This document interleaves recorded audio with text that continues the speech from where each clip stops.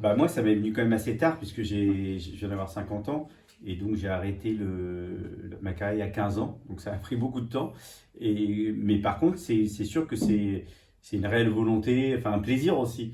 Voilà, j'ai eu envie de faire cette formation, notamment parce que je suis parti en Inde pour le foot, et, euh, et là-bas j'ai coaché des jeunes filles, et donc j'ai dû faire appel à mes souvenirs d'enfance, et enfin pas que d'enfance, aussi de ma carrière.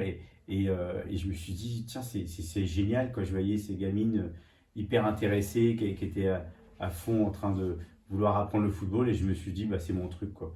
Je suis rentré, je me suis inscrit. Et puis, enfin, les inscriptions, les tests étaient là. Parce que j'habite à Paris, et donc c'est ma ligue. Même si en même temps, je fais mon alternance dans mon club du Havre, où j'ai grandi, dans mon quartier, à Cocrioville, donc le quartier où j'ai démarré le football, et le premier club dans lequel j'ai joué. Donc c'est en même temps mon alternance en Normandie, dans la Ligue de Normandie, et en même temps la formation ici dans la Ligue de Paris. Puis c'est aussi un bon compromis entre ma vie d'aujourd'hui, c'est-à-dire j'habite à Paris, je suis parisien, et en même temps je suis très attaché au HAC, au Havre, et à au club de mon quartier. Et donc c'est un super complexe. Moi je suis content. Je pense qu'il va faire froid dans pas longtemps. Donc ça m'inquiète un petit peu. Bah, je connais un peu Jamel Sanjak aussi, parce qu'il est quelqu'un d'important dans le milieu du football, qu'on connaît depuis tout petit, puisqu'en fait on savait ce qu'il faisait dans leur club. Il y avait les frères Sanjak, c'était très fameux à l'époque. Et il nous a dit quelques mots tout à l'heure. Moi, j'ai lu aussi un interview récent dans l'équipe, notamment au moment des problèmes dans la fédération.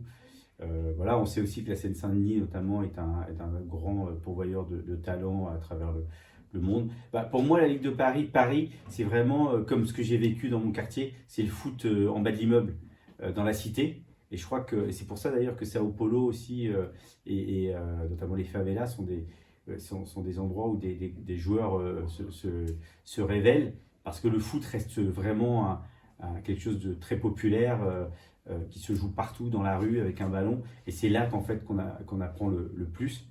Et donc évidemment, la suite logique à tout ça, c'est de se former, de rencontrer des entraîneurs, des clubs où on peut se structurer, en fait, développer son talent, répéter ses gammes, et rêver à être un footballeur, un grand footballeur. Et si on ne l'est pas, c'est pas très grave.